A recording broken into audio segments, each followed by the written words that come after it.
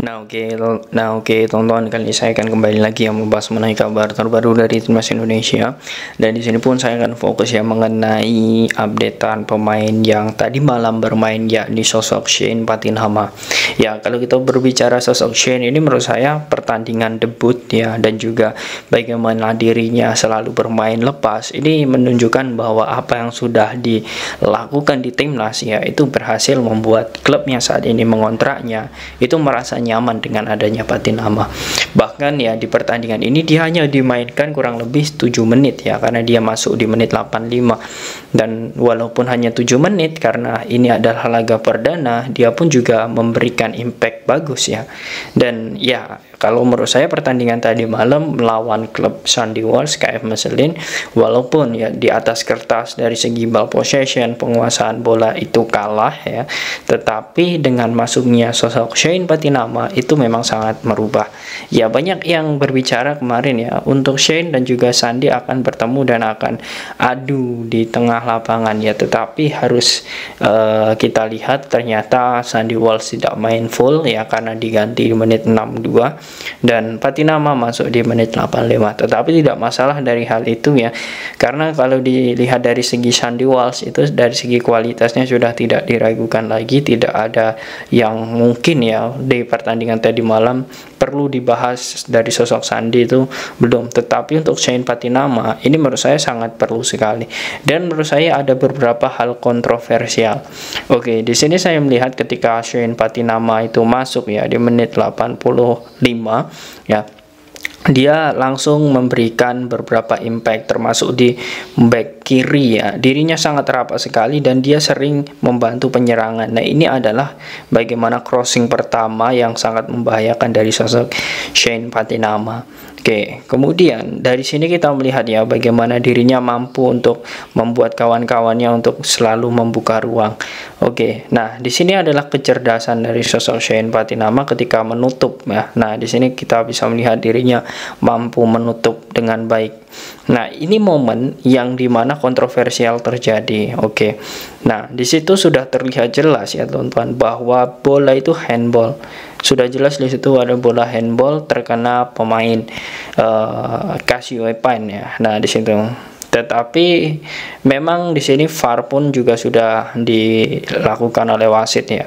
Tetapi memang ada beberapa hal yang memang tidak bisa dianggap sebagai penalti. Alasan dari wasit adalah itu tangannya adalah tidak aktif ya, karena bukan disengaja. Dan walaupun sebenarnya namanya penalti juga tidak ada yang disengaja, tetapi karena tangannya itu tidak aktif ya, dan memang tidak bergerak, tangannya tidak melebar, jadi wasit menganggap itu tidak penalti. Tetapi kalau kita melihat ya apa yang sudah dilakukan oleh Sandy Walsh kemudian Shane Patinama di Liga Belgia, itu sudah bisa seharusnya menjadi contoh. Apalagi sosok Shane Patinama di laga debutnya ya, menurut saya ini adalah momen debut yang sangat luar biasa. Walaupun hanya 7 menit, ini adalah pengenalan Shane Patinama dengan klub. Dan walaupun ya diwarnai dengan kontroversi tersebut, ya menurut saya Shane Patinama sudah tampil baik. Dengan hasil kekalahan 0-1 ya atas tim dari Sandy Walsh KF Mechelen, saat ini Casio Epan ini terlempar di posisi 17 dari 18 tim di Liga Belanda, di Liga Belgia. Nah, ini artinya memang menunjukkan bahwa sebenarnya ada beberapa gate di sini mengenai klub dari sosok Shane Patinama. Dia dikontrak hingga 2026. Artinya dengan datangnya sosok Shane Patinama ini diharapkan mampu untuk mendongkrak klub. Saya masih ingat sekali ketika sosok Jordi Amat bermain di Casio Epan ya.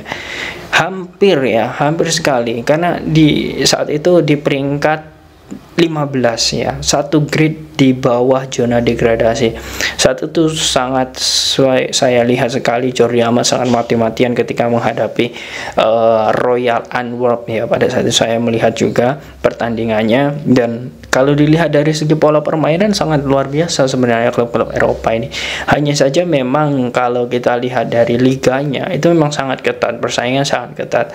Dan saat ini pun hanya mengumpulkan 24 poin ya saya melihat Kasihwepan ini kalau di 2 laga atau 3 laga berhasil memenangkan ya secara beruntun ya, atau 2 laga menang kemudian 1 kali imbang, Kasihwepan ini bisa naik ke posisi 14 ya, artinya masih aman. Tetapi untuk di laga selanjutnya, jika di laga pertama kalah kemudian imbang kemudian kalah ya, menurut saya ini adalah PR besar bagi sosok Shane Patinama dan kawan-kawan untuk keluar dari zona degradasi, karena ya harapan besar kepada sosok Shane Patinama. Patinama dikontrak hingga 2026. Artinya di sini kita melihat bahwa sebenarnya ada kesepakatan ya jangka panjang antara Shane dan juga klub.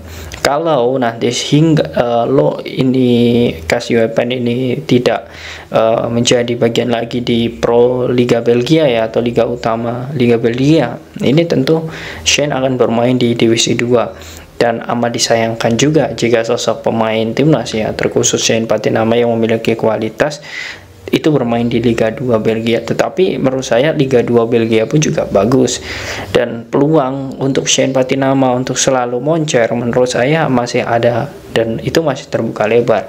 Melihat permainan dirinya bersama Viking FK musim lalu, dirinya juga sangat baik.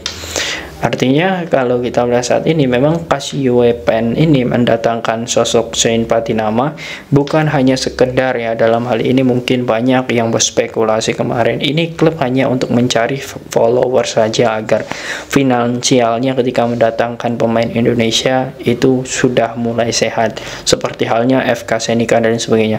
Menurut saya tidak sama sekali, karena memang iya, seperti inilah namanya bagaimana pemain bagus ya, kemudian dirinya mampu untuk menjadi daya tarik sebuah klub, ya menurut saya sah-sah saja. Dan ya semoga saja kalau untuk sosok Shane Patinama ini, karena ini adalah Liga Belgia ya, menurut saya untuk klub sampai tidak membayar gaji pemain ataupun klub hingga ya menunggak gaji pemain, ya menurut saya tidak akan terjadi ya. Karena kalau tidak salah ya, sependek pengetahuan saya, klub yang memiliki basis ya di Pro Liga ya ataupun di Liga Belgia ya, itu sudah memiliki verifikasi standarisasi sendiri untuk bisa menjalankan kompetisi.